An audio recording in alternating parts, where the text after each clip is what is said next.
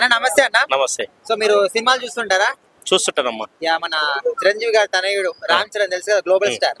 So సంక్రాంతికి game changer cinema రాబోతుందండి Shankar combination లో.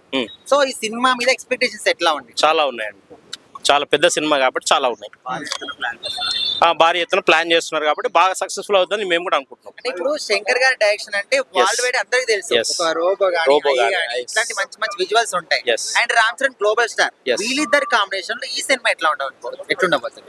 ఇంకా గ్లోబల్ స్టార్ కాబట్టి ఇది ఆ రేంజ్ లో ఉంటది అనుకుంటున్నాం మేము. అయితే తండ్రికి దగ్గర తనయుడు మెగాస్టార్ అంటే బాస్ తెలుగు సినిమా బాస్. ఎట్లా నిరూపించుకోబోతుంది? ఇక తండ్రి దగ్గర తనయుడు అని అనుకుంటాడు. ఎట్లయినా తండ్రికి దగ్గర తనయుడు కాగానే బిహేవ్ చేస్తున్నాడు కాబట్టి అదే రకంగా వెళ్తాడు అనుకుంటున్నాం. అయితే ఈ సినిమాలో మెయిన్ గా పొలిటికల్ బ్యాక్గ్రౌండ్ ఎక్కువ చూపిస్తున్నారు. అయితే ఈ రోజులల్లా ఈ పొలిటికల్ బ్యాక్గ్రౌండ్ తీసుకొస్తే సక్సెస్ అవుతుంది ఆ సినిమా? అయితున్నాయి కదా, మహేష్ బాబు సినిమాస్ వచ్చినాయి, పొలిటికల్ బ్యాక్గ్రౌండ్ లో చాలా సినిమాస్ వచ్చినాయి, రానా సినిమాస్ వచ్చినాయి, చాలా సినిమాలు వచ్చినాయి కాబట్టి నడుస్తూ బాగానే ఉంటదని అనుకుంటున్నాం మేము కూడా. అయితే ఇప్పుడు రాజమౌళి ఒక సెంటిమెంట్ ఉంది, రాజమౌళితో ఒక సినిమా సక్సెస్ అయిన తర్వాత నెక్స్ట్ సినిమా హిట్ ఫ్లాప్ అవుతుందని. అయితే ట్రిపుల్ ఆర్ సినిమా సక్సెస్ అయింది రామ్ చరణ్, ఇప్పుడు ఈ సినిమా రాబోతుంది, సెంటిమెంట్ ఉంటుందా? ఇప్పుడు ఆ సంగతి తెలియదండి. అది ఎందుకంటే ఇప్పుడు సినిమా కంటెంట్ బాగుంటే సినిమా బాగుంటది అంతే.